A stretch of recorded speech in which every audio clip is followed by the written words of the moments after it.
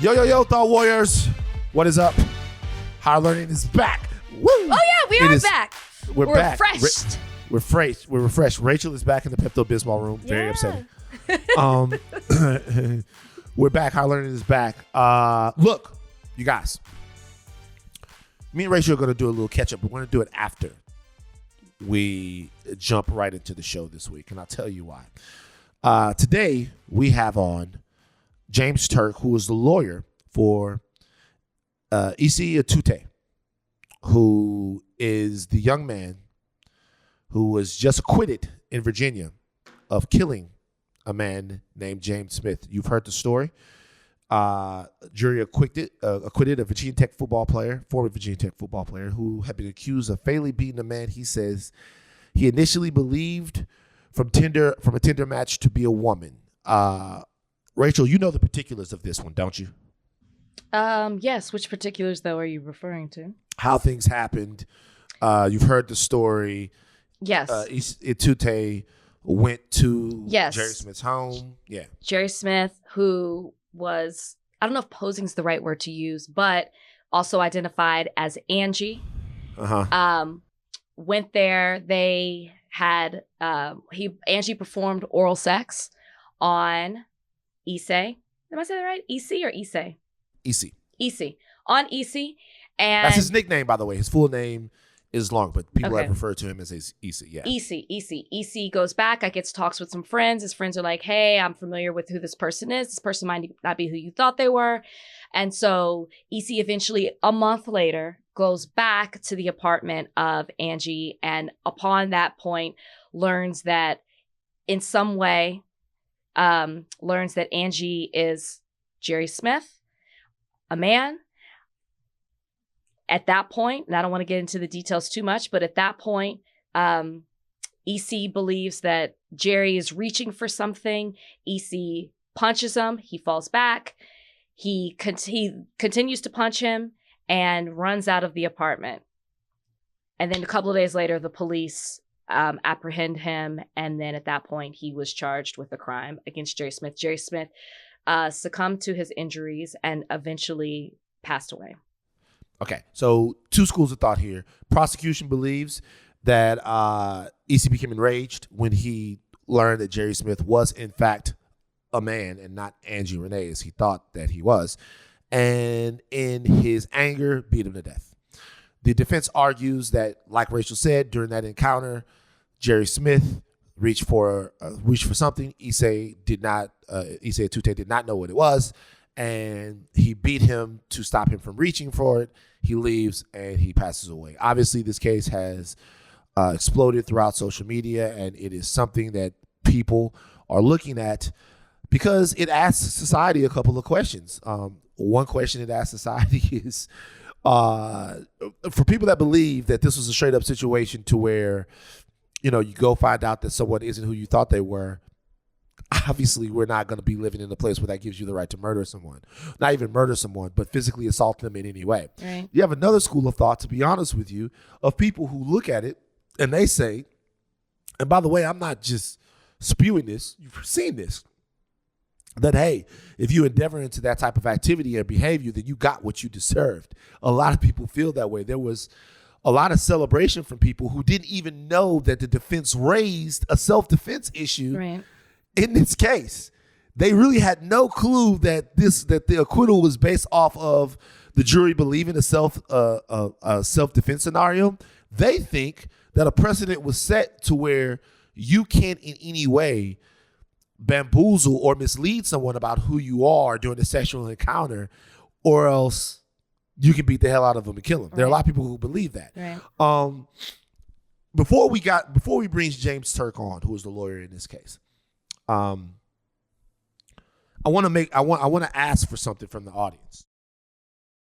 No matter what side you're looking at this on, I want to ask for something on behalf of Rachel, which she might not ask for, but I'm going to ask for her anyway. I'm going to ask for grace because this is a difficult conversation to have. This is not going to be perfect. I can already tell you. It's very difficult.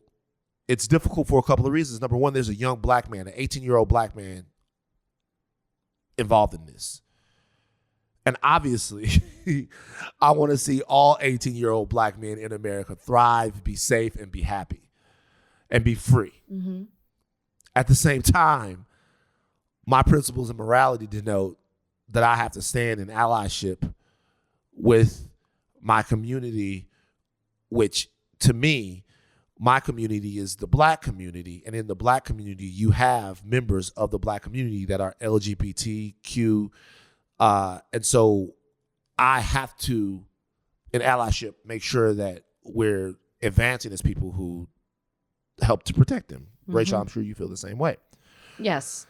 So I want to hear what James Turk has to say, but I want people to listen and understand that we might not be perfect here. I'm not even sure that we're not dead naming James Smith and not calling him Angie. I don't know that much about him. I'm trying to figure out as much as I can. Rachel, have you been able to see anything? No, but here's the reason why we don't know that much about him. And I don't even know if I should say him. But the reason we don't know much about Jerry Smith is because Jerry Smith is not here to tell their story. And that is what's so hard to have this conversation with James Turk and to really fully be able to discuss all of this because we only have one side to tell. Right. So in this conversation, it's my goal to get and we're having the defense on because I'll tell you why we're having the defense on for anyone that would ask. What the prosecution has asserted is pretty well known. Everyone can glean that from any article that you read on it. What people don't know is why Isimemen Etute was acquitted. They don't know on what basis the acquittal happened. So in order to get that, we needed to have on the gentleman who represented him. Enough of the preamble. Coming up right now is the lawyer for Isimemen Etute, the ex-Virginia Tech football player who was accused of murder in the killing of Jerry Smith. He is coming up on the other side of this break. Trigger warning for anyone who might be triggered by the conversation.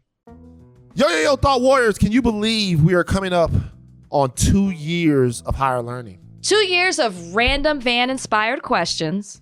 2 years of Big Rach popping off. And most of all, 2 years of you, our amazing thought warriors that keep challenging and inspiring us every single day. That's why we're officially granting the Higher Learning Hang, okay, exclusively for our LA-based fans. If you haven't moved out to LA yet, don't. Keep the 405 clear. Follow our Higher Learning Instagram page at Higher Learning and check out the IG story with full details on how you can link up with us. Y'all know y'all can listen to Higher Learning free only on Spotify, but now you can subscribe to our new Higher Learning YouTube channel, youtube.com/Higher Learning to watch behind the scenes content and more celebrating this special 2-year anniversary. Okay, so obviously the headline has grabbed people. You've heard about the story. And there's been a lot of conversation on both sides of the conversation of the topic about how this could have happened in Virginia and with the ex-Virginia Tech football player. You guys have heard about it. Ex-Virginia Tech football player found, I guess you're not found not guilty, you're acquitted. He was found not guilty.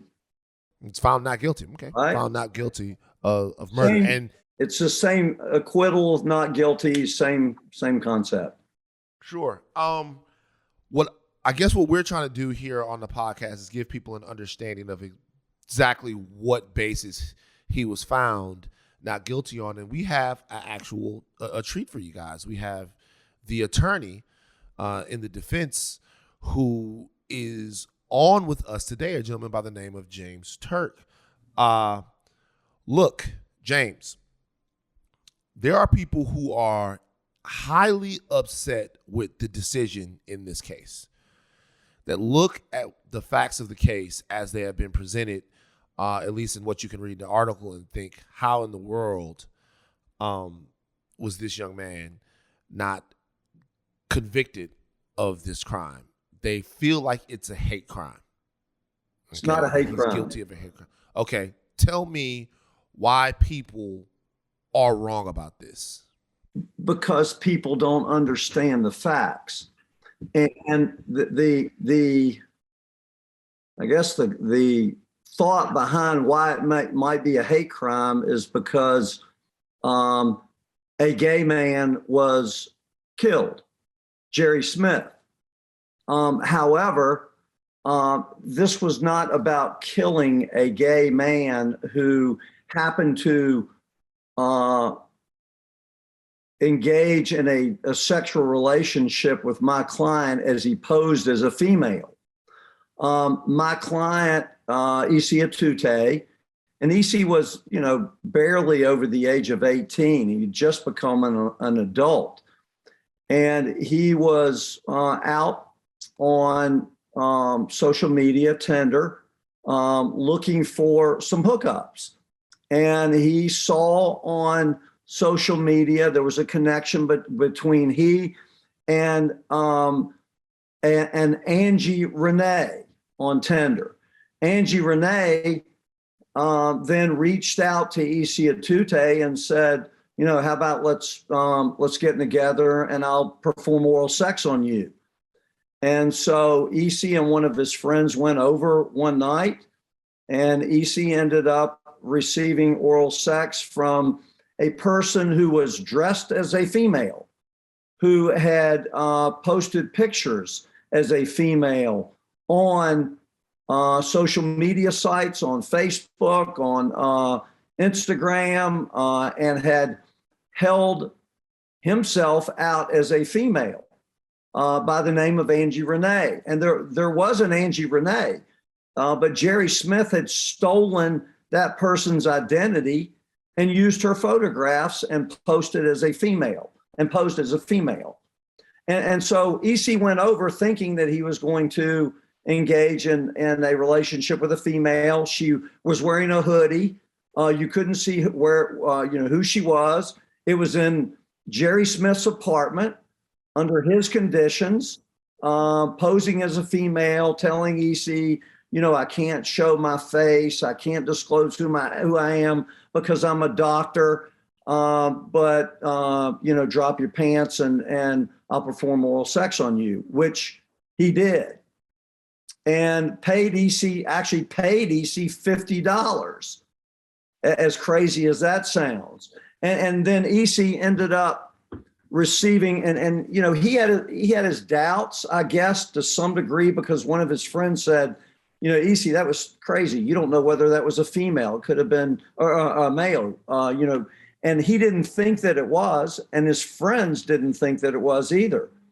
And so about 6 weeks after this first event, Isi had actually blocked Jerry Smith at one point, but he talked to some of his friends, and some of his friends said,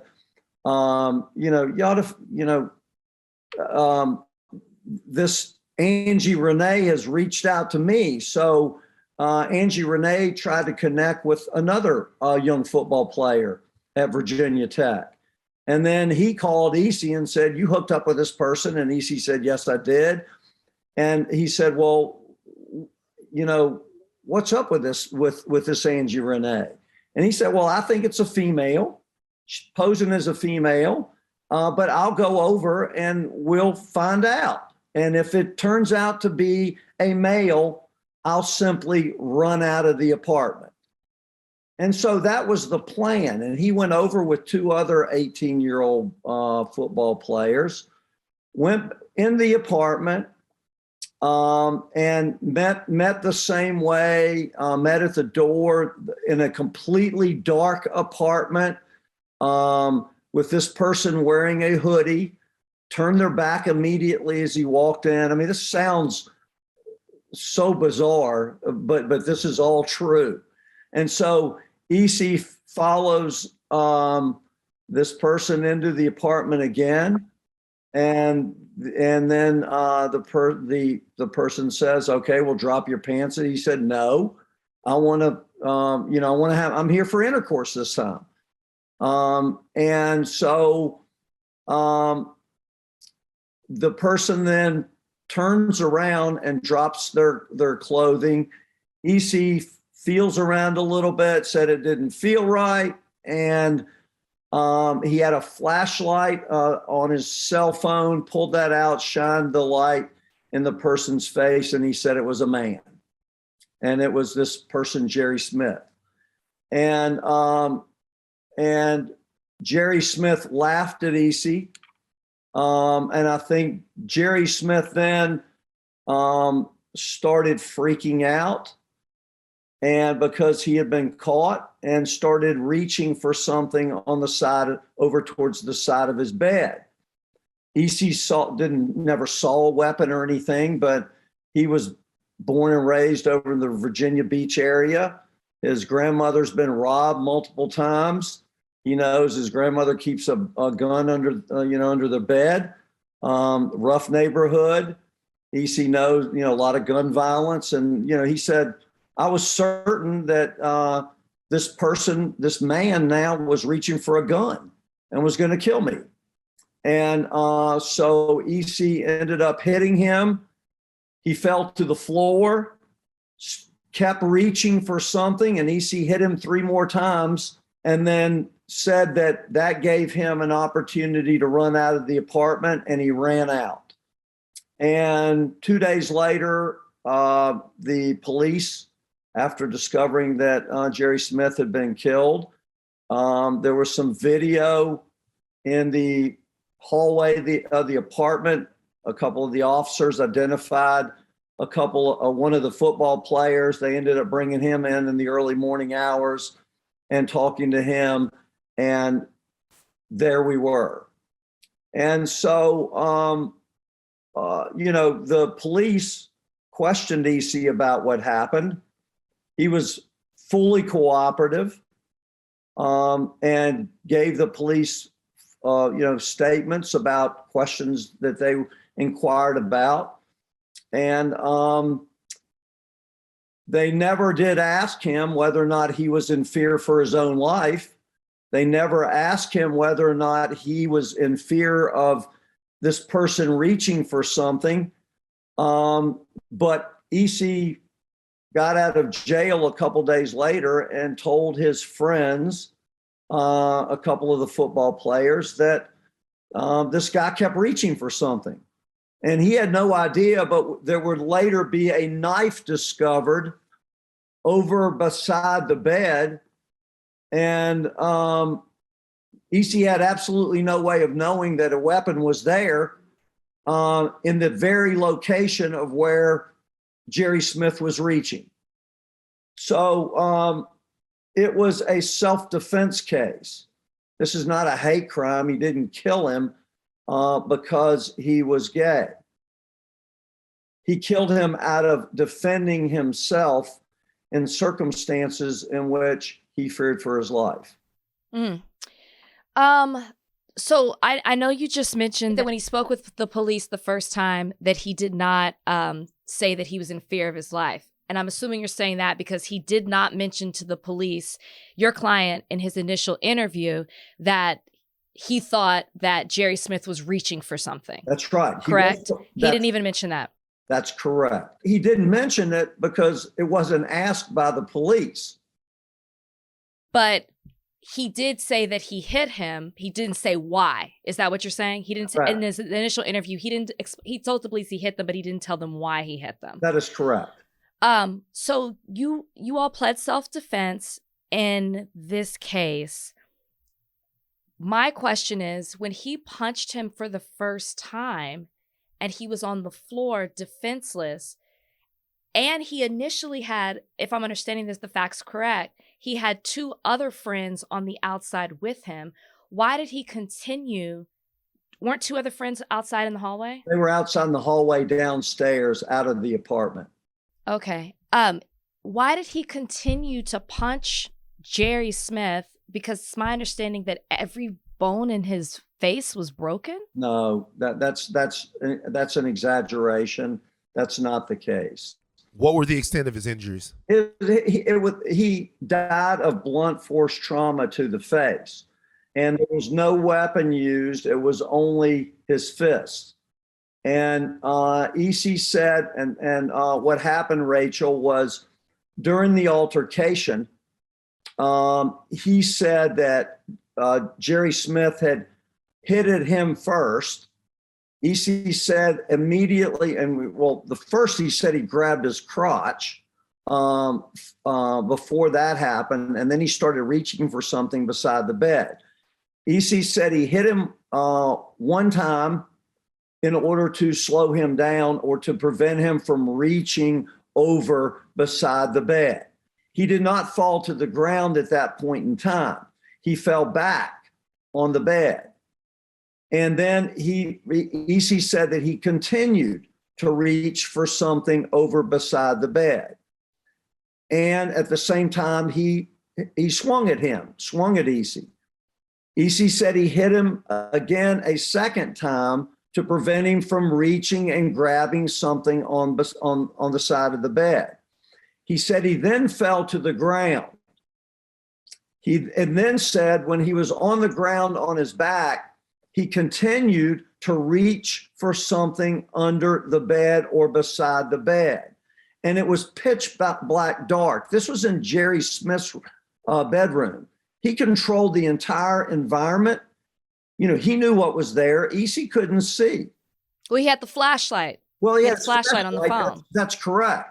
But he said that, you know, that during the I guess the altercation with the two, you know, his only thought was he was reaching for a gun to shoot me. That's the only thing that EC said that kept running through his mind. He's reaching for a gun to shoot me. He said that I hit him once.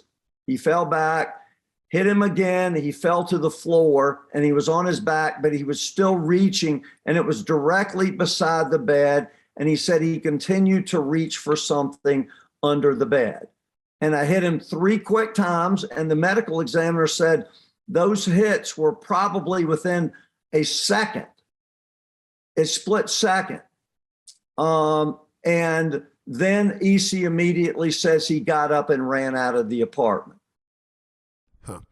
And I will tell you, sure, that what the jury did not hear was this has been going on, guys, for 8 to 10 years in the Blacksburg area, where I talked to so many other young people who had been victimized by the same guy who would not come forward, who said that they would come forward and testify if they could remain anonymous because they had gotten their life back together. They did not want for their name to be disclosed and for them to be ridiculed for having the same thing having happened to them years ago. And so, that was never disclosed as well.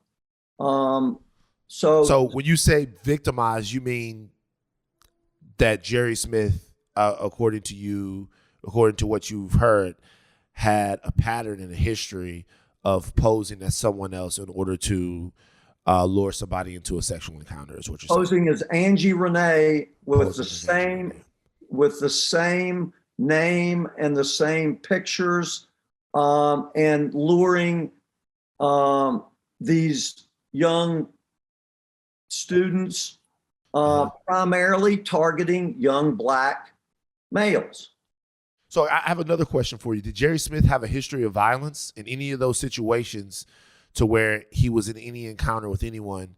Had anyone ever said Jerry Smith assaulted me or Jerry Smith reached for something? Was there any reason, based upon the people that you talked to believe that he was capable of hurting or killing someone? Well, no, were there any convictions for violence against him? No, but I can tell you that he repeatedly or on a number of occasions accused people of robbing him, telling and describing for the police that it was a young Black male. And then the police found out on a couple occasions that that had been made up and had not actually happened at all. Another instance was 8 years ago, a young college student was in his fraternity, and he was very intoxicated to the point that he thought he passed out. This happened 8 years ago. He woke up the next morning and said, I got this bizarre feeling, and I can see a guy who was performing oral sex on me. Well, one of his roommates or one of his fraternity brothers walked by that night and said that he had seen somebody with a hoodie in his room performing oral sex on his friend, and he thought it was a girl. Well, they reported that to the police. After Jerry Smith, and they ended up getting DNA from that kid's underwear, from saliva. That was 8 years ago. Just recently, after Jerry Smith had died, they sent in his DNA for comparison. And sure enough, it turned out that he was the one that had performed oral sex on a boy that essentially had passed out. And the kid said that he'd been drugged. I guess my question is, you said the jury didn't get to hear that. Did the jury not hear that because it was prejudicial or because it was irrelevant? Because that has no bearing on this particular case. Well, that's why in Virginia, we have to, when we try cases, we have to comply with the evidentiary rules. And the judge said that, any past instances of similar acts would not be admissible. They're only admissible under some limited circumstances. And also, I had wanted some of these other young people that this had happened to come in under anonymity, so their identity would not be disclosed, and they would feel free to talk about this to a judge or a jury. But none of them wanted to. The judge ruled against the anonymity request, so they would have to have come in and had their name disclosed potentially and identified, and none of them wanted to do that. So here's the brass tacks to me. Trans and gay Americans are the victims of irrational violence from people outside of their community pretty regularly. The numbers are sobering, staggering, and shocking in the violence that happens to them. There are people who feel like that this case was the case of someone who entered into a relationship, a casual sexual relationship with someone who they thought was a woman, found out that this person wasn't a woman, got with their friends, went back to this person's house, and then beat them to death. Okay, that's the way the story comes across. The reason why I asked you if the reason why I asked you if there was a history of violence was because he came back. I gotta be honest with you, James. I'm tap dancing around it. It doesn't seem to make sense to me. I'm not in any way relitigating the case. I know you had a job to do. It doesn't make sense to me. It doesn't make sense that you take three people, you go back to the house to confront the gentleman, and if you find out that it was in fact a man, you just go, I'm going to run out. It seems to me logically, and I'm not in any way trying to indict the young man again, but it seems to me that you go over there with two people because you're pissed about it. He was angry, embarrassed. Angry and embarrassed, and you go back over there because you're expecting some sort of confrontation. That confrontation ends in somebody being killed. Maybe he did laugh. I'm not saying that the fact that a knife was there is immaterial. It just seems like if I look at this from the other view, this is easily a situation where you're in my house, you're mad because you found out about me. You could easily argue that James Smith would have been defending himself by even reaching for the knife because he's in a tense and hostile situation with someone that he may or may not deceived, not relitigating that part. But it seems as if reaching for the knife, if it were a knife or a gun, when somebody's in your crib when it's hostile, could have been James Smith defending himself. Do you see that view of things? Yeah, I can see that view, but again, you're dealing with a young 18-year-old young man. You just turned 18. You got 3 young kids that are 18 years old who go over there. And again, the jury listened to all of them. And I don't think they questioned the truth and veracity of any of these young men. That I think they were all completely believable in what they said. They're all young, naive kids, and there's a lot of evidence that certainly that would support the fact that a young man's brain is certainly underdeveloped at that point, at that stage. And again, Isimemen Etute's never, ever been so much as called down on the football field for being too rough. He has no criminal history. He has no violence whatsoever in his history. He's exceptional. He's an exceptional young man. He is very soft-spoken. And again, not a violent bone in his body. Again, I'll go back to what I said before. You're in an environment that is, and the evidence was that this guy kept his apartment pitch black dark. He told these people that came into his environment that, I have to keep it this way because I don't want you to find out who I am or see who I am, sounding like a girl. And we heard Jerry Smith talk a couple of times as he was posing as Angie, and it certainly sounded like a female. And so, again, it's young 18-year-old boys in an apartment which is completely pitch black dark.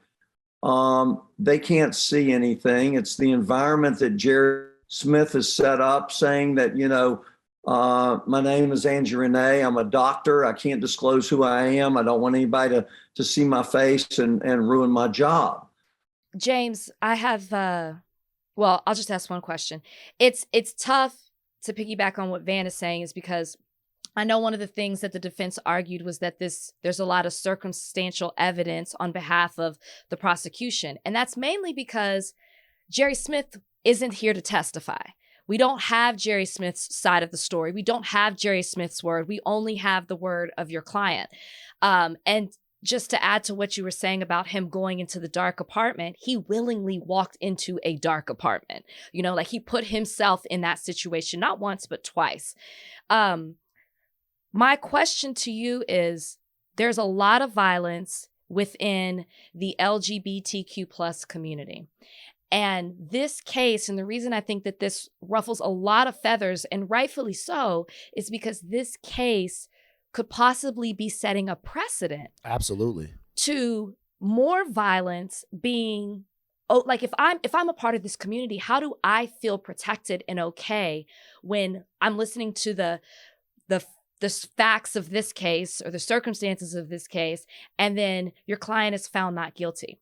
What kind of precedents is this setting in regards to violence against specifically the transgender community? But you're not targeting. I don't see this as a targeting of the transgender community or anybody. Well, let me pose this question to you. Let's say, for example, that Jerry Smith posing as Angie Renee, had invited let's say a lesbian into his apartment. And so a lesbian goes into the apartment expecting to have a relationship with a female Angie Renee. And let's say that he ends up penetrating her. All right. And then so you have a female that then is strong, and she ends up killing Jerry Smith. It's still a crime against the transgender community. Are we even talking then? I know. Who's going to say that, you tell me, who's going to say that he didn't deserve what he got because he posed as he was posing as a female and violated a female. Well, okay. And I think we're getting to the heart of things. Before we go to that, I have a question for you, just really quick. Sure. Was Jerry Smith a man who lived his life as Jerry Smith and had an alter ego as Andrew Renee only when it came to luring someone into a sexual encounter? Or was Jerry Smith a trans American that lived their life, her life as Angie Renee every single day? No, Jerry Smith was a gay man. Okay. Yeah. And then who you're saying had an alter ego as Angie Renee whenever they wanted to lure someone. Posed as a female and used a ruse to target primarily young Black males. Okay. That was the preferred gender.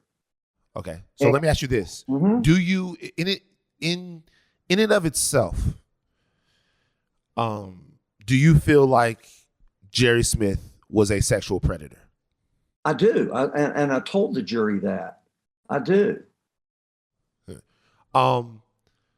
Is there a part of you that thinks that anything that happened to Jerry Smith, or do you think that the jury might have thought, I'm asking you to get into people's mind, I know this is not a technical legal question, that anything that might have happened to Jerry Smith was warranted based upon the lifestyle that Jerry Smith was living? No, okay. I do not. No, that would be wrong for targeting someone simply because this had happened to them and you're after them because of them being a gay man. Again, that was not the argument. The argument was that this was a set of circumstances in which Isimemen Etute found it necessary to rely on self-defense. Out of curiosity, what was the composition of the jury? There were 4 men and 8 women. Interesting. Yeah, we had, and then there was one alternate that was a female. We had 1 Black female, and that was the only African American that we had. To Rachel's point, do you see how members, as we do this, it's Pride Month, do you see how members of the LGBTQ community would feel less safe surrounding the verdict of this, because they would feel like it sets a precedent for someone to be harmed if in fact they are in a relationship with someone who they weren't sure of their gender? Because we see this all the time. We see people who don't disclose the gender to somebody else. They find out don't disclose their birth gender to someone else. They find out, they get violent, and then somebody ends up dead. During that act, they find out and end up, and again. Well, not even during the act, even after the act, right? So it's not even during the act, it's even after the act. It's like if you have sex with someone, or if you're with someone, or sometimes they have sex with the person and they full well know what's going on with the person, but the societal pressure and the scolding that they get in the after effect of it drives them to such irrational anger that they get violent. That's what's referred to as the gay panic defense. We don't have that in Virginia anymore. And that was not argued in this case. And that's referring to, you engage in a relationship with somebody, and then you find out during that relationship that may be somebody who is not the sex that you thought they were. And you react based on that alone and end up harming that person, killing that person. But that's not the facts under these circumstances. And I see what you're saying. I do. And,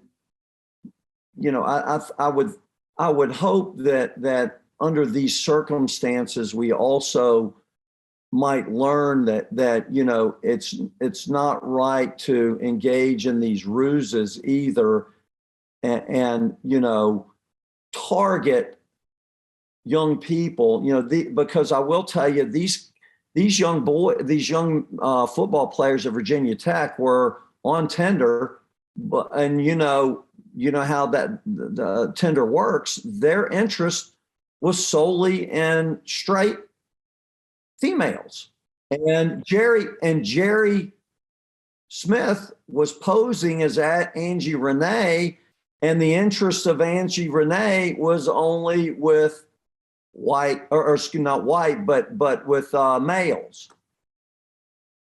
So, that's not right, guys. It's not. It almost sounds like a warning, which is why, like, the way you just almost phrased that almost sounded like maybe you better think twice about fooling people, because I think that's just what's so unsettling about this, because you could with everything you're saying, you could equally say, well, he got paid for getting a sexual act. Like, maybe you don't do that. Maybe you don't go into a dark place with someone that you don't know. Like, you could do a lot of that back and forth. And I think that's what's really hard for me to accept with what you're saying here. Yeah, I understand. I understand that as well. I mean, there's responsibility for yourself, and not putting yourself in, that type of environment also. And I get that, Rachel. I mean, that makes perfect sense as well. However, again, every single case is looked at specifically in the environment that Isimemen Etute was in, and the way that he saw the circumstances that particular evening. And I think rightfully so, and the jury found that it was reasonable for him to fear for his own life. Yeah. I disagree with the jury here. I'll just be honest with you. First of all, I in no way, there are few things in life that are more precious to me than the young black male. I understand the unique challenges of growing up in America as a young black man. I'm from Baton Rouge, Louisiana. I say this on every podcast. Okay. I understand the challenges that exist, being preyed upon, being fetishized, being all of these things. I get it. I understand. The reason why I say, and I'm not sure, I gotta be honest.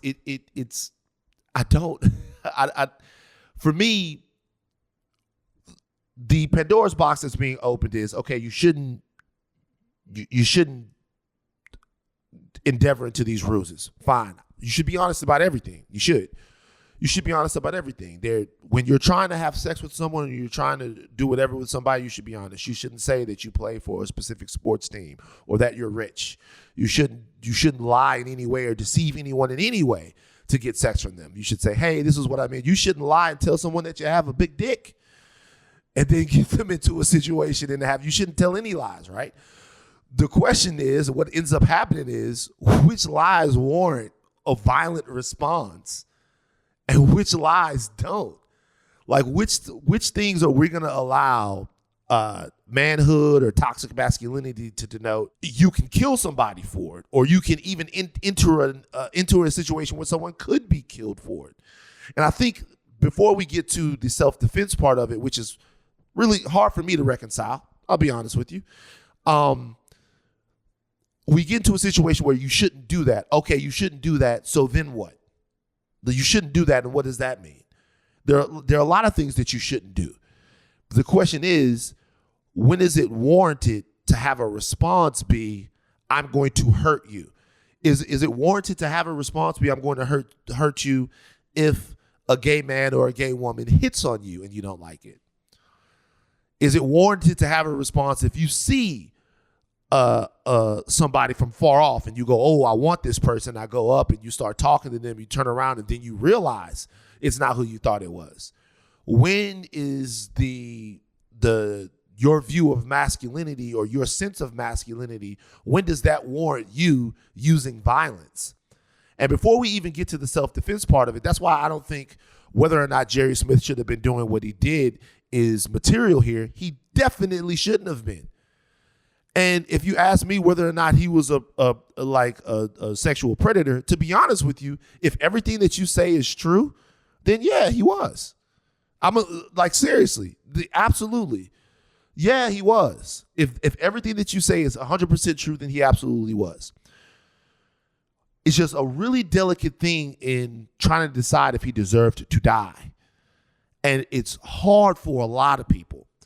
And it would be amazing if there could be a huge conversation involving this young man to where we discuss how this, like Rachel said, isn't going to be used as precedent to attack and hurt people that are either closeted, right, and gay and not out, or that are trans and are entering into relationships with people who maybe they thought they knew what was up, or that they haven't told the people yet. But if we give any oxygen to the notion that you can kill them, like as a community, we're going to lose because there's so much violence that's happening already. It just seems like that's a non-starter. And so it's hard for me. I know more about this case now that you've been on our show than I did before. And I do think there are levels to it and aspects to it that people are probably unaware of. But James, I gotta admit, this is a fucking tough one, man. This is a bitter pill to swallow. It's hard. It's absolutely hard. It seems as if even a manslaughter charge or something where somebody would have to pay some penalty because there was a life lost would be in order. But I don't know. It's hard for me. And I'm playing dime store lawyer here. I'm playing dime store juror here. But it seems as if in this situation, he went over to the house. He asked the question. He didn't like the response. And then he says he was reaching for something. I don't know what he's reaching for. I got to beat him to death. What would you say to somebody like me? Again, I would say that nobody deserves to die. And however, again, under the circumstances, it's tough being able to really comprehend how fast your mind has to work when you're in a dark environment, completely dark environment, in somebody else's environment, in their bedroom. And I know you've gone up there, yourself voluntarily. I understand that. And to find out, whether or not this person was a man or a woman. But, as the jury said, or as the jury heard, the intent from these boys, young boys, was to simply find out and he was going to run out. Now, again, had Jerry Smith probably looked at him and said, listen, what I did to you is wrong. And, I apologize. would EC have probably just run out at that point? I would probably say so. Again, maybe you need to hear from him. Maybe you need to see the same person that 12 people from Montgomery County saw. Maybe so. That brings me to my next question is, I think what's also troubling for me is when I hear the story that was laid out, that you laid out for us, not to the jury because we weren't privy to that. There seems to be a lack of remorse because it was reported that, and yes, you could, I do want you to answer this. It was reported that after he punched him, he left and your client left and Jerry Smith was making bubbling and gurgling sounds, and he still left with those two people for 2 days until he was approached. He didn't turn himself in. He was approached by the police based on video that they saw. So my question is, what does your client have remorse? Because he didn't seem to initiate, didn't call and say, hey, this is what happened. This is what I did. This person may be struggling. They were making these noises. It sounded like they were dying when I left their apartment. And has your client apologized to Jerry Smith's family? I know they were in court. He has. And yes. I apologized for EC. EC apologized as well. He feels terrible. I mean, he is responsible for the death of another human being. And he does feel bad. But I will tell you that, again, in his view, it was a life or death situation in which he literally had 3, 4, or 5 seconds in order to make a decision based on what he thought was about to happen. And the reason he did not, yes, he did, he punched him quick. And then he said that was my sign to run out. Then I felt, safe enough to where I could run out. And he did not go back. He did not call the police. And when the police picked him up during the questioning process, they asked EC repeatedly, what do you think happened? Well, I'm sure he, probably probably needed to be iced up. That's what EC described. I thought he needed, probably had a few bruises on his face. He had no idea he had hurt Jerry Smith to the extent that he did. How big of a man is EC Etute? EC is, he weighed about right around 200 pounds at that point in time. He's okay. 6'2". Jerry Smith was 6'1", weighed about 155, 160. And he was about 6'1". Again, but dressed up, in a hoodie. So it's, so EC had no idea, the size or the strength of the person that he was dealing with. The only thing he knew was that. So Jerry Smith was 6'1". Yeah, about 6'1", I think. EC had gone to his house, and he thought he was hooking up with a woman. Yes. Who was 6'1". He thought, yes, he did. Correct. James, let me tell you why I appreciate you coming on the show. Like, immensely. I appreciate you coming on the show because this is just not easy. This is a tough one, man. Like, I know it is. I know it's tough, and it's tough on me as well. And I will tell you though that again, maybe hearing from EC at some point in time on your show may be a good idea. Would love to hear from him. He is the most likable young 18-year-old man I have ever met. I don't mind telling you that my 37 years of practice, I don't know that I've ever liked a client more than EC Etute. He comes from an exceptionally great family. They're all very religious. They dropped him off at school. Mom and dad did. Makes sense. When he was living his dream of going to Virginia Tech to play football, and they told him, be careful about alcohol, drugs, and girls. they never told him that, son, you really also might want to stay away from websites where, males might be posing as females and might seek you out and try to take advantage of you. So,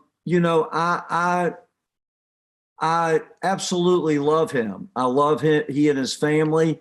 He stayed at my house many times during the process of having hearings, and he's just an exceptional young man. And again, I think the jury saw that in him as well. This is similar to what I was going to ask you. I'm assuming you came onto the case after the initial police interview. Is that a correct assumption? Yes, about 2 days later, Rachel. Why did you want to take this case knowing the stakes, knowing that it could be controversial? I've been practicing for 37 years. I've handled probably literally hundreds of murder cases. We had capital murder in Virginia until recently when they did away with the death penalty. I've handled more than 70 capital murder cases. So, they're challenging, but I went and met with him in the jail, I think the second day that he was locked up. And there's something about him, Rachel, Van. He's just a likable young man. He's so soft-spoken. He is so well-grounded in where he has at least come from up till this point in time. And I just saw a lot of really, really good in this young man. And this is a tragic ending for the Smiths and for Jerry Smith. And I understand. I don't think that this is any sign of the LGBTQ community, and they have to be fearful at this point. I don't think that's the case at all. I don't think that was the verdict whatsoever. I don't think that's what it stands for, and I just think this is one of those tragic circumstances, which could have been avoided and should have been avoided on a number of different sides. And but I will tell you that Isimemen Etute, I don't want him back in Blacksburg. I don't think he needs to be at Virginia Tech again. He needs to go elsewhere and try to pick up his life where he's left off as well.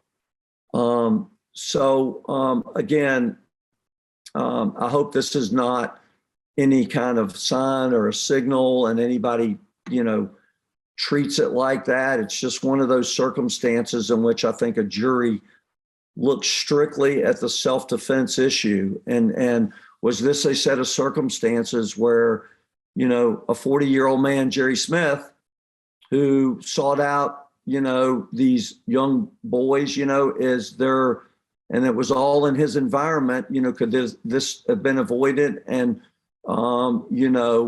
do they think he was reaching for a knife? Yes, I think they did think that he did. And I think that they thought that he would have harmed Isimemen Etute if he'd had that opportunity. Why not think that? Because he's harmed all these young kids for so long and he's never had to answer for that. And I don't think he gave, a rat's ass about, the harm that he did to any of them. But the jury didn't hear that part. No, they did not. They did not. James Turk, thank you. I appreciate you coming on Higher Learning today, man. Complicated case, but one that we have to talk about. We really appreciate you coming on the show. Seriously, man. Thank you. Thank you both. That was James Turk. What are your thoughts? James Turk seems like a very nice guy.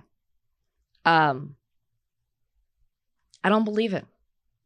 I don't. There were certain questions that I asked because I was trying to prove my point to talk about all this after. I specifically asked him when he came onto the case because I wanted to point out that it was after the interview that his client gave to the police, where he never mentioned that he was in fear, where he never mentioned that he was reaching for something. Never explained why he punched Jerry Smith. Never did. That's why I asked him when he came onto the case. Also was interested in the composition of the jury. I was also very interested in, because James Turk was doing his job, right? His job is to defend his client. Even though the case is over, it cannot be reopened. It's done. His job is still to represent his client. And obviously you can tell from that interview that he really believes his client is a good man. And I'm not saying that outside of these circumstances, he is not. But I asked him specifically about some of the things that he was saying that were to cause reasonable doubt in the mind of jurors, right? And let's just pretend our audience are jurors, right? So he's saying certain things that he said to the jury to make them think, well, if that's true, then that makes my defense true, right? He's trying to cause doubt as to that it was anything outside of, that it was something else outside of manslaughter, which I believe was the charge, or second degree murder, maybe. He brought up the fact that, and you had such an excellent question. He brought up the fact that Jerry Smith has done this before to other people. And I specifically said, and he said that the jury didn't hear it. And I asked him, why didn't the jury hear it? I said, was it because it was prejudicial or irrelevant? Because it was one of the two. And he goes into the rules of evidence, but basically what he was saying is because it's prejudicial. It has absolutely no bearing on the case. If a jury heard that he has preyed on, and I'm using the air quotes for that, on other people, they couldn't get that out of their minds, and they immediately would have looked at him as this is what he does, and they would have seen Isi as a victim. This is an isolated case. And then you pointed out, has Jerry Smith been violent before? And the answer was no. And the answer was no. And the way these facts play out, it looks like he was extremely embarrassed. He comes from a religious family. He didn't want this to get out. He has a certain reputation from his religion and as a football player and as, let's be honest, a black man to uphold. And he went back with his friends to basically stand up for himself, is what it seems, went back into the dark apartment the same way he did before. And it seems like he attacked Jerry Smith. That's how it comes across to me. Did he necessarily mean to kill him? I don't think so. No. I doubt, I sincerely doubt. I don't think not so. That it necessarily matters. Not that it necessarily matters. I sincerely doubt that he meant to kill him. But his intention was to scare. Was to confront him. And confront him. I really believe that. Right. So he got his boys, and he mobbed up with his boys. They went back over. I don't want to say mobbed up. He got his boys. They got together. So, yo, fam, that's a man. They go back over there. He goes to confront him. In my opinion, he learns what he has to learn. Jerry Smith laughs. Yeah, he probably did. Like that's, he said that. Jerry Smith laughs. And when he laughs, he hits him. Just the whole thing, it's such a clusterfuck. Number one, you were saying Isimemen Etute is young and naive. He had to be. Goes over there, 6'1" woman, gives him $50. To perform oral sex on him. Gives him $50. Like, we don't live in a world where women pay to suck your dick. Right. That's not the world we live in. Right. Okay. It's like there's a small sliver of men who can say that that's ever happened to them. That's not the world that we live in. That we live in the opposite world. All right. So it's a case that everyone is using as a mascot for how it is that they're feeling with these issues. People are using this case as a mascot for the fact that, hey, you can kill somebody from this community and nobody cares. People are using this case as, hey, this is what should happen to people who do this. And the question is, to have a responsible, safe, and life-affirming community and society, how should we look at it? What should we do? If Isimemen Etute was in front of me right now, what would I say to him? Like, you know what I mean? Like, what? How do I talk to it? Like, how do I talk to a young black man who, like I said, I want to see these gentlemen go on and live great, amazing, productive, insanely gratifying lives. But I don't want to be one of the OGs that facilitates them living for decades and decades, just hurting people, because of the hurt that has been inflicted on our community, and because I can't condone that. It's just tough. Yeah. Sometimes in a spot to be in, but we spoke to James. Hopefully, we'll get a chance to speak to Issa. But I mean, now you just made me nervous. What do you say to him? I definitely, like that's going to be a tough conversation. I don't think you can't have this. You can't talk to him in the same way that we just talked to James. And I don't know. I think black man to black man, you might be able to have a more intimate and productive conversation than I could. Right. Just being honest. Okay. Let's take a break. One more break to reset the rest of the show. We're already pretty deep in, but we're going to give you guys a little bit more. Let's take a little break to kind of as a little palate cleanser in the show.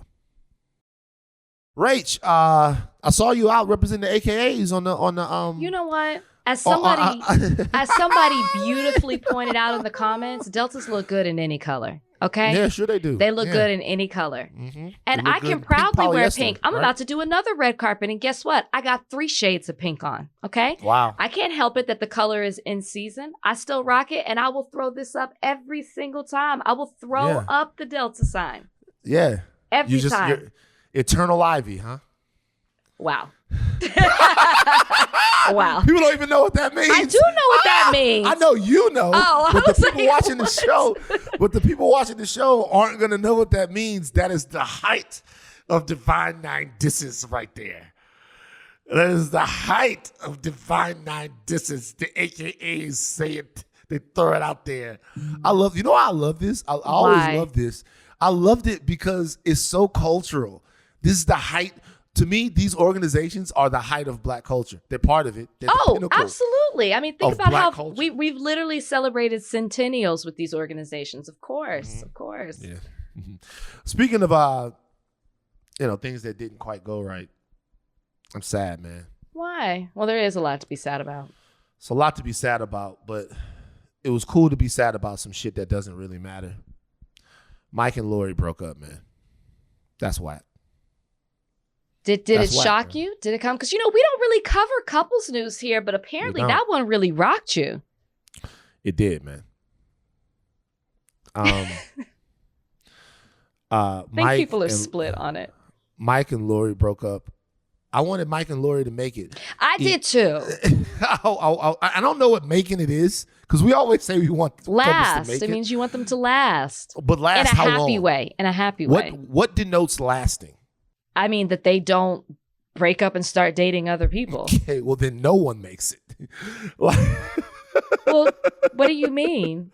They get married and maybe they never divorce and marry again till death do us part. How many times does that happen? That don't be happening, man. Okay, well, at the moment, my parents are still together for 44 years in August. Mine ain't. I know. Let's do a survey. Donnie, obviously your parents stayed together for the long haul. No. Okay. Donnie said wait, no. What? They didn't? They didn't. Yeah, they definitely divorced. And my mom remarried, and then she got divorced twice. Donnie, why did I no. Why did I not know that? Yeah. I did not know that. I didn't know either. I did not know that. Trudy, did your parents stay together? My parents are still together. Okay, good. So the two, so we're 50%, and that's tiebreaker. Brian's parents are. Why would the fuck would Brian? Why would Brian? Just okay, ultimate tiebreaker. We could never really knew her dad. So obviously, take that part out. No, leave it. Like she barely knew him. So why would that be in there? It's like, nah, this is us. So what I'm saying is, look, 50%. So making it is so subjective that I don't know why we even call it making it. What's making it? Well, you're right, but to say it doesn't happen isn't true. It happens. It's just, it seems to be, doesn't happen as often. Yeah, right. Okay. So people say the swirlings, the rumors are that Mike proposed and that Lori said no. Wait, was it a proposal? Is that what it was? That's what people are saying. I don't know that this is true, by the way. I heard that they were on different pages as far as where they wanted to take the relationship. He wanted something more serious. He wanted to go more serious. She did not. I've never heard the word proposal. People were saying that. Did you hear, Trudy, am I wrong about this? Did you not hear proposal? I didn't hear proposal, but I really wouldn't be surprised. Like, I could deduce that that's what it was, but I just haven't seen that report. I guess to me, it seems rare, and maybe I'm wrong on this, that people propose without really knowing if you're on the same page with your partner. It's hard for me to believe that after a year, you guys haven't had discussions about wanting to be together and maybe how soon you want to take that. Yeah. I would imagine that had come up. So I don't think it was a proposal. I just think that maybe they had this conversation one too many times that they realized they are really not on the same page and they want different things. So it's like right people, wrong time. I mean, how many times can you go through your life and say, I dated somebody before it didn't work out and we were just in the wrong place in our life. And if we had met in a different time, maybe it would have worked. Also, they just broke up. They could be back together next week. So a lot of this stuff is speculation. A lot of this stuff is speculation, okay? There was a lot of talk that he was gearing up to propose to her. People are saying Michael B. Jordan breaks up with Lori Harvey after she refused marriage proposal. So a lot of this shit is just talk. And we should be kind and honest. We should be kind, emotionally kind to both of these actual human beings, not to say things that aren't real. So that's on me. But a lot of people are saying that it was, let's say though, that he wanted to be more serious and she didn't want to be more serious, and that's why they broke up. That's what I'm hearing. That's what you're hearing. He's 35, she's 25. I know that I was in a completely different place in my life at 25 versus 35. So, I could see this being a real issue for them. They could want different things in life right now. What is he supposed to do? What is he supposed to do? He's supposed to wait for her? This is a black man who wants a commitment, who wants a family, who wants a life. And what is she supposed to do? Who wants something real? Is sacrifice her own happiness just to rush into a marriage? Sick and tired of black men being asked to wait for their happiness. Ain't nobody out here popping on the scene gonna make us wait for that family, for that child, for that absolute house on the hill that we deserve. As black men, we're going to get what we deserve. I can't we even deserve do this. Rings. We deserve rings. Well, what he doesn't want is someone... We deserve rings. What he doesn't want is someone who says yes just to say yes, only for it to wait. Like, you don't want to waste each other's time. You don't want her to be saying yes just because she knows that's what you want, and you don't want to stay in this relationship in this way because you know that's what she wants. Like, you at some point you have to look out for yourself and your own happiness. Otherwise, it's just going to be detrimental to the relationship as a whole. So which camp are you in? If someone proposes to you and you refuse the proposal, can y'all stay together? Ooh. I don't know if you can come back to that. Did Melanie and Derwin stay together? Yeah, they did. I don't know if you can. What the fuck are you talking about? That's a fictional show. Trudy, help me out. Why are we talking about? Trudy. That is real life. Why are we talking about what I know Trudy would back me up on this. I fucking love that show. I love that show so much. You couldn't tell me Melanie and Derwin. I've never gone hard for hilarious. A couple like I have. There's one show recently I said that I haven't felt this way about Sunbeams? Since Sunbeams. Yeah. I haven't felt this way. What couple was? I feel like I said that on this podcast. There's another show that did it to me like that, like Melanie and Derwin. Oh, couples that you want to stay together? Yeah, a fictional couple that I never felt this strongly for. Mickey and Mallory Knox? I'm sorry, who? Mickey and Mallory. I bet you want them to stay together. The mice? No, Mickey and Mallory. I heard Mickey. Mickey and Minnie for some reason. I have no idea who you're talking about. Oh, Okay. Issa and Lawrence. Lawrence. I never felt as strongly for another couple until Issa and Lawrence. What camp am I in? I don't know if you can come back, because why are you telling me no if you see a future with me? Just wear the ring, until we decide, to make it happen. Or like be like Carrie and wear it around your neck or tuck it in a drawer. You know what I mean? But I think it's tough. I think like if the answer is not right now, then maybe. But if the answer is no, then you probably gotta find a person. Yeah.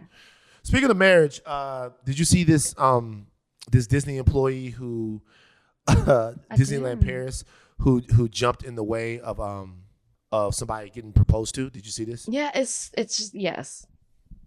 What the fuck is happening? So Why? inappropriate. I'm just wear away from saying violence isn't the answer in any situation, but he should have at least stuck his leg out and tripped this motherfucker. Who the fuck? What are you doing? Well, what? Are you Mr. Disney? Like, what's the deal? That's exactly. He acts like they were rioting or, I don't know, like messing up the area. He literally was getting down on one knee. What was the problem? What was the apparently issue? This guy had asked permission from an employee before getting on the platform at Cinderella's Castle. This was in Disneyland Paris, to pop the question. He did it, and then this guy jumped out like fucking Darrell Revis and intercepted the ring box. All right, intercepted the ring box and did it with some fucking swag too. Like, you really shitting on me, fam. Like, you really shitting on me. Yeah. Like you really shitting on me. It's weird. And Disney says, we regret how this was handled. We have apologized and the couple and to the couple involved and offered to make it right. What should Disney do? What does make it right mean? Because first of all, I'm sure proposals happen all the time at Disneyland. This is ridiculous. What should they do? First of all, they should pay for their wedding. Okay. You messed up the proposal, so let's get the wedding right. At Disneyland. Sure, they're clearly fans of Disney. Otherwise, why else would you propose there? They're fans of Disney. Maybe have one of the characters in the wedding. Because they're fans, right? So we want to make this very Disney-esque. Which character, though? Because you got to be careful with that. Like, there's certain characters you wouldn't want in your wedding. Mickey. Okay, Mickey would be cool. Mickey could officiate. But you don't want Donald. Donald will steal your bitch at the wedding. Do you think Donald Duck would? Or Daffy? Donald would. No. Daffy is not Disney. Oh, okay. Looney Tune. My bad. Yeah, Daffy is. Whatever, I corrected it. I got it. Whatever. You did it. Donald would definitely steal your bitch. Like, Donald will steal your bitch at the wedding. Mickey is cool. Mickey is whipped as far as Minnie is concerned. They have sex, by the way. Because we asked. No, because it's important that people know that those characters have sex. Anyways, that is what they should do. They should have the wedding. They should pay for it. They should be able to use the castle. They couldn't use the platform. Fine. Give us the whole castle. I want all of the characters attending it. They should ride away in a horse and carriage, Cinderella's the whole thing. Yeah, I agree. At the Disneyland of their choosing. Yeah. Like, you know what I mean? The apology's not going to cut it. So you don't think Mickey and Minnie Mouse have sex? Honestly, Van, I can say this with my whole chest. That thought has never crossed my mind. Okay. Here's the thing. I think it's important to talk about. All right? I think it's important. You're giving me the racial side eye. Do you know why? Because I guarantee you we would talk about whether or not they were having sex if it was Mickey and Jake Mouse. If it was Mickey and Brian Mouse, and they were in a relationship, people would be like, oh, well, why are we injecting sex into the characters? But if it's Mickey and Minnie, they could just be together and not ever touch. Mickey never grabbed no ass. No, like they just hang out and be friends forever. But if it was the same sex couple, if it was Mickey and fucking Jameson Mouse, people would be like, why are we giving the kids sex? Nah, they in a relationship. They fuck. Get over it. You're selling your kids sex. If you think that having two guy or two female mice is sex, you're giving your kids sex. Stop giving your kids sex. Demand that Mickey and Minnie no longer have a relationship. Demand it. I'm all for them breaking up. That's fine. Doesn't mean anything to me. As long as they stay characters in Disneyland. All right. So message to all of the thought warriors out there. Get off Joe Biden's nuts. Get off his dick. All right. We had Igor on to talk about gun violence, and there were people that were mad that we didn't talk about all of the stuff that Joe Biden has done for guns. I reached out to Igor about this because I saw some of the discourse about this. Some people hit me up like, we don't know what we're talking about because it's not that Joe Biden has done nothing for gun violence. And Igor didn't say that, by the way. No. We said Igor was critical of the Biden administration. Right. All right, so I asked him. I said, hey, Igor, what's up? And I sent him what people were saying. He said, these are good initial steps. This is from the guy who devotes his life to gun violence. These are good initial steps, but they are certainly a far cry from what he both promised and could be doing. And to get him to do like stuff like this was pulling teeth. Happy to discuss further. And that's what he echoed. You guys, stop being dick riders. All right? It's okay to have political thought that is dissenting from within your own party. No, I don't want people to vote for Republicans, but that doesn't mean I'm going to let somebody walk the fuck all over me. And while we're talking about that, neither are a lot of other black people, because there's been a quiet exodus of black staffers from the Biden administration amongst frustration. Not just by the people who left, but by some of the people who are still there. At least 21 black staffers have left the White House since late last year or are planning to leave soon. Some of those who remain say it's no wonder why. They describe a work environment with little support from their superiors and fewer chances for promotion. The departures have been so pronounced, according to one current and former White House official, some black aides have adopted a term for them, Blacksit. Yo, that's nuts. That's nuts. That's some Candace Owens type shit. The first big exit came in December when Kamala Harris, the senior advisor and chief of staff spokesperson Simone Sanders, announced that she was leaving, took a gig at MSNBC. And so now you have more aides along the side, blah, blah, blah. You have public engagement aide, Carissa Smith, gender policy aide, Kalisha DeSources Figures. I don't know how to say her name. Linda A-Team, digital engagement manager. A lot of people have left. So, question. Big people. And the White House has, by the way, pushed back on this. A White House official pushed back on these concerns, saying that around 14% of current White House staffers identify as black, in line with national proportions. Low to me, but okay. In line with national so proportions. It's okay. It's okay. We're not trying to do better. The president is incredibly proud to have built what continues to be the most diverse White House staff in history, and he is committed to continuing historic representation for black staff and all communities. Okay. Said by the Black White House press secretary. That's a fact.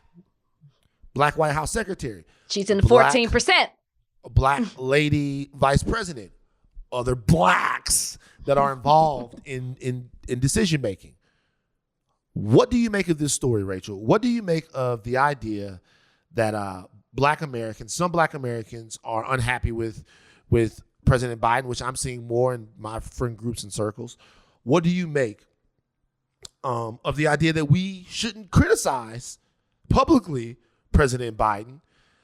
Because if we do so, then that means we are opening up our country for the empire led by Darth Vader to take over. I think it's silly to say that you can't criticize, right? Because then we're no better than the other side.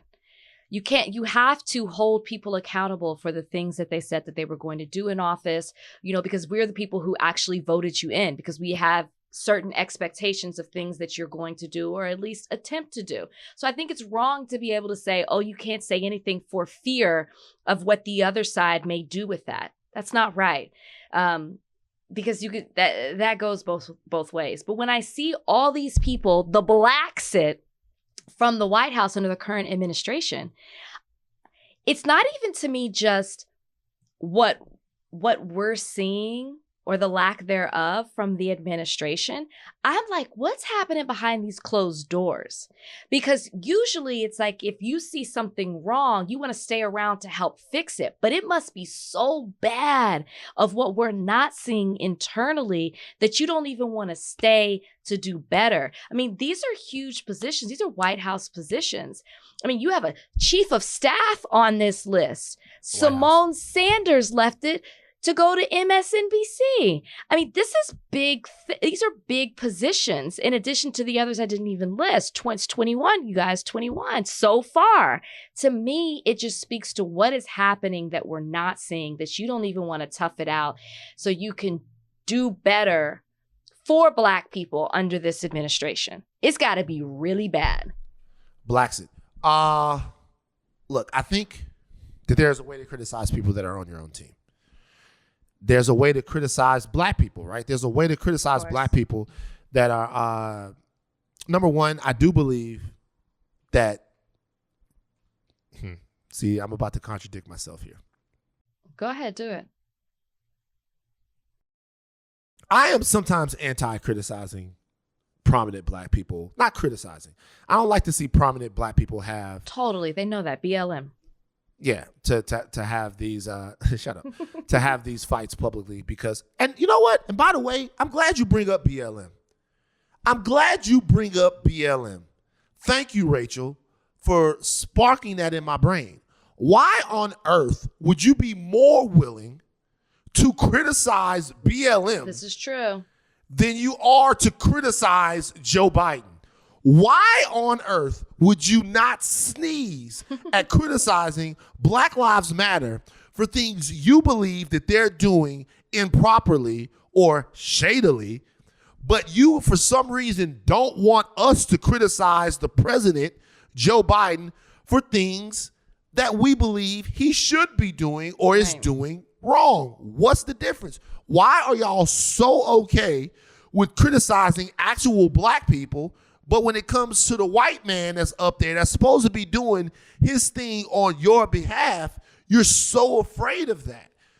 We can't have it that way. If anything, it should be the other way. You should be willing to accept a little bit more bullshit from your community than you are from the people that say they're representing your community, even though we know these are the people that locked your uncle and them up. I'm sorry, man. We're going to have a conversation here, and the things that President Biden has done right, we are going to talk about them, but we're not letting these goddamn Democrats off the hook because they've been promising us that we're going to graduate into full American citizenship for fucking 50 or 60 years, and it doesn't seem like it's happening. Right. So we gotta keep it all the way funky and real. You're right. God You're damn right. it, man. You guys. And by the way, it wasn't just us, the uninformed host of Higher Learning, the two talking heads that don't know shit. Igor said it. It's his life's work. He said it on the podcast. Y'all be hearing what the fuck y'all want to hear. Soulless jackals. All right. I'm telling you, man. Look. Kyle Rittenhouse. He's having some problems, man. I wish we could roll back the tape on this. Mm-hmm. Didn't I predict there would be problems? And you said no. It was exactly the other way around. Are we sure? Yes. I said he would find his people. Right, like it was. I said, and I believe he has. He just can't get into college. I believe he has. He said that he is going to be going to Texas A&M. The University Texas A&M said, "Hell no." Real quick. Like, nah, he ain't coming here. He has not been admitted as a student this summer or fall. They said 2 seasons. You know how Boys to Men have 4 seasons of loneliness? Texas A&M said, we got 2 seasons of no Rittenhouse, of Rittenhouse-lessness. He corrected himself on Twitter saying that he's going to Blinn College. Do you know what Blinn College is famous for? Cam Newton. Bam, bam. Cam Newton went to Blinn College before he went to Auburn. If you don't remember, Cam Newton went to Florida, but there was some laptop issues at Florida, and then after he had problems with his laptop. He had problems with his laptop at Florida, and he was like, I don't want to go here anymore. And they were like, we think you're right. And so then he goes to Blinn College, and they become amazing. And then he goes on to Auburn and runs all over LSU en route to a national championship. So he'll be going to Blinn. Blinn is a 2-year public college. I will say this. If Kyle Rittenhouse performs well at the 2 years, I do think after that, you'll probably see more schools willing to take Kyle Rittenhouse. He's got to be low-key. He's got to shut the hell up, right? Yeah. You can't be posing, wearing shirts, and talking about, I'm watching the Johnny Depp trial, and now I'm going to sue. You got to chill out. Because people don't want that type of attention. But again, he can find his people. He can go to Liberty. Liberty would take him 2 seconds. You know what the problem with Liberty is? It's mad niggas that play basketball and other sports for Liberty. They might not be fucking with that shit. Like Malik Willis, guys like that, they went to Liberty, and they might be like, yo, I'm not going out to take the field if you have Kyle Rittenhouse here. You know, I mean, Liberty is getting kind of good at sports. Like, he could go to Liberty. What division are they competing in? They D1. I mean, not division. What conference? Oh, I'm not sure. Yeah. Probably like the Jesus Conference. Mass shootings are all the rage right now. You know what? No. Can't do it. No. Can't do it. Can't do it. Just know that there was a Republican Senate candidate who blamed black people for the gun violence. I'm starting to believe that those people don't. I don't even know if they actually really believe what they're saying. They're just like hitting checkpoints. Black people, gang violence, check. Black people blamed for the shootings that are happening, check. That's gonna get me another vote. It's ridiculous. But I don't want to talk about it.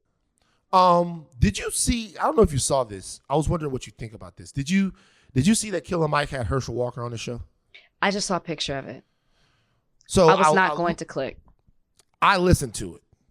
I listened to Killer Mike have Herschel Walker on the show. A lot of people were mad at Mike for having Herschel Walker on the show. If Herschel Walker wanted to come on Higher Learning, would you have him on the show? Yes. Exactly. I would have him on too. Donnie, wouldn't you want to have Herschel Walker on the show? Oh yeah, he's a candidate for Senate. Like, of course. Yeah. It's a Trudy, big race. People are ridiculous. But I think they had more. Now, if we had Herschel Walker on the show, how would you approach the interview? It's a hostile interview. I'm treating it like if it was a hostile witness. Right. You know, I would be respectful. I try to always be that in interviews, but I'm sure at one point it's going to take a turn, especially if it's illogical. Yeah, well, him and Herschel, it wasn't really how it was like it was pretty. It was super cordial, and a lot of people feel like Mike wasn't as combative with Herschel as he should have been, considering that Herschel is a Trump acolyte. And Mike there was lives some talk in the about state. it. What did you think? You watched the whole thing or listened to it, whatever. What did you think? Did you think that he went too easy on him? Yeah, I do, but I don't think that I'm in any position to say that. I think that a lot of people, they accuse me of that. I think the important thing is that this is what I think. I think that everyone, especially people who have microphones, this myself included, we need to understand what it is that we're serving when we're doing an interview. Mm-hmm. We had an interview earlier on that it was very important to me that I didn't come off as hostile in the interview, but it was also very important that I asked the questions that were in my mind. And sometimes the questions that are in my mind aren't the questions that are going to be in the listener's mind, right? And you don't want to feign something. You don't want to virtue signal your way through an interview that you're supposed to be serving your audience. You don't want to serve yourself. But in this particular case, with what I feel like Herschel Walker represents, and what I feel like Herschel Walker, when I say represents, I don't just mean the Republicans and the right. Okay. I feel like Herschel Walker represents rank political ignorance. Absolute political ignorance, hero worship at the highest degree. Someone who I believe to be, and I haven't heard anything different, wholly unqualified to be a U.S. senator. Or maybe from what we're looking at, overqualified compared to some of these other people. But I would be interested in what compelled him to run, like all of these things. And these are stuff that they touched on. But, you know, Mike, they also talked about his football career and, you know, all of that stuff that I have absolutely no fucking desire. So if that's what people were upset about, I get. We're not trying to have a buddy. It's strictly a political conversation. You're running. This is important. This is a state that was on our minds, you know, just last year. Was it last year? Yeah, Warnock. Yeah. So Mike said, to let you guys know, Mike said that he's having Raphael Warnock on the show. Speaking of that, I have tried to get Killer Mike, who is a and that's your friend? Didn't you say that friend was your of mine? Yeah, I've tried to get Killer Mike on every single interview platform I've ever had. Mm-hmm. Like I tried to get him on the Red Pill. Do you know? I'll be honest with you. I tried to get Killer Mike on the Red Pill podcast when I was doing the Red Pill podcast from TMZ. Right? And he turned you down again? He couldn't do it. He could never really do it. Right? And then one day I pop up and I'm in the office and they go, "We got a guest on TMZ Live today." Oh God! In studio guest on TMZ Live today, and it's Killer Mike. And I was like, I felt totally fucking played. Like and you should have. And I'm not the type of nigga to be like, yo, you didn't come to my birthday party. That I'm never like that. I'm never like, yo, these niggas didn't come to my birthday party. Fuck them. I'm never like that because I'm not necessarily coming to your birthday party.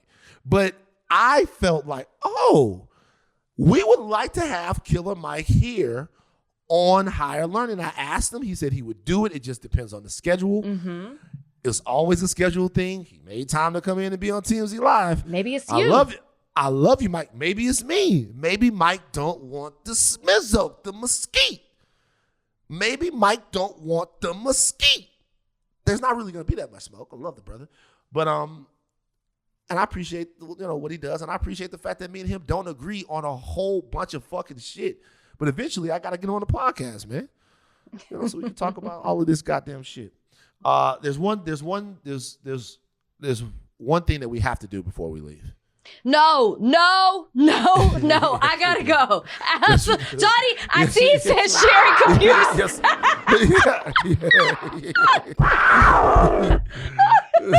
Yeah. Give it to me one more time, Donnie, if you don't mind. We have to. Because it's not stopping. Let me tell you something. I saw Mountain Lion on the rundown, and I didn't even read it. Yeah. I'm not participating. Right. You guys think that you're safe from Mountain Lion. You guys think that you're safe. You're not safe. The latest shocking Mountain Lion related headline: Mountain Lion found trapped inside classroom at Pescadero High School, taken to the Oakland Zoo. The district said it's not unheard of for a mountain lion to come close to campus, but never inside the class. The mountain lion has a thirst for knowledge. It's trying to learn more specifically about its prey. The commotion happened 8:30 on a Wednesday. The students were set to start their second to last day of the school year. I walk into the hallway. Everyone's frantic. Student Mario Hernandez says, I asked, what's going on? And they were like, just get into the classroom. It's kind of scary when you think about everything else that's going on. It was right before school. The door had been left open as a student had exited, and the mountain lion went inside. They had to call California Department of Fish and Wildlife. They was able to get the mountain lion is how it should be said, out of the classroom.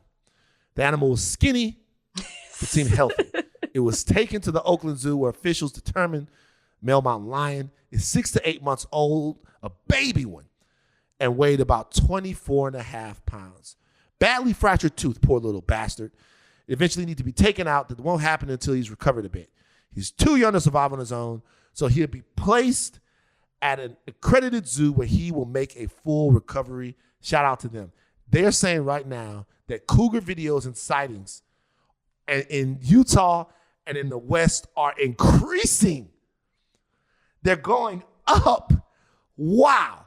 I don't think I've ever been more right about anything in my entire fucking life than the dangers of mountain lion. But we get it.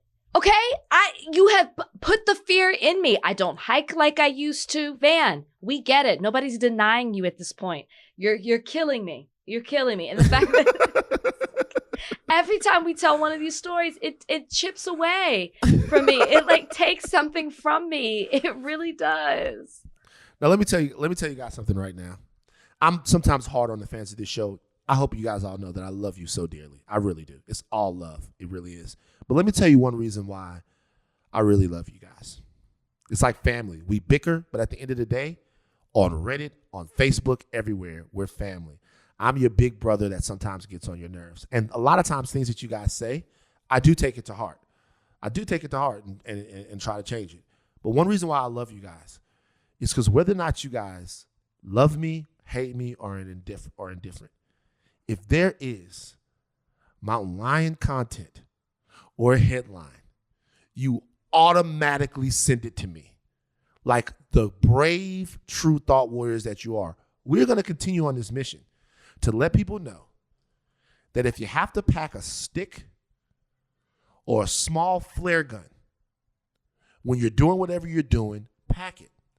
Because, Donnie, tell them who's out there. It's out there. People got enough things to be worried and scared about. I don't know why you want to create a segment that does that again. We got so many things to be on the lookout for, to protect ourselves from, and you just adding the mountain lions to it. Well, Van's very serious question of the week is the question about the proposal. I will ask it again, Rachel, just so we have it clean for social. Rachel, if you propose to someone and they say no, can you stay with them? I don't think so. You don't think so? Trudy? Hell no. Trudy, let me ask you a question. Yes. Just for Trudy, because we're going to bring back Trudy's Corner next week. Can you see yourself ever proposing to a man? Fuck no. Hell to the nah. My friend just proposed to her now fiance. My friend just proposed to her now fiance. So, new serious question. I want a graphic where we scratch through the old one. Mm-hmm. New serious question. Is there something wrong with a woman proposing to a man? No, not at all. Not at all. Rachel says there's nothing wrong with it. Why not, Rachel? Ladies, you can't have it both ways. Like we want to say we want to get rid of these traditional ideals that have been placed in our society and all of this. That's a traditional thing, saying it's got to be the man who has to do this. I get you can have a preference, okay? Your preference might be for the man to do it, but you can't say it's wrong if women decide to do it. My friend just proposed to her boyfriend, so now fiance. Now, I haven't confirmed as to why she decided to do that, but my speculation is because she's been proposed to twice by men, and it did not work out, and they both ended in public and tragic ways. And so I think she was like, I know what I want. I know this is my person. I'm going to take control, and I'm going to do this my way. And so she proposed, and I love it. I love it. So Trudy, yes. you say no. Why? It's the patriarchy in me. I'm going to just be honest. Two things. I would not propose to a man, and I'm not taking the trash out. And it just like is what it is. Like, I don't know right, wrong, or indifferent. It is my truth, and I'm going to stand on it. It's your preference. There you go. It's your preference. It's your preference. That's fine. That's fine. I'm glad you acknowledge the patriarchy that exists in women. Okay, we have to go, you guys. Take your think caps off, but do not stop learning. I'm Van Lathan Jr. I am Rachel and Lindsay. We back. We back. We're back.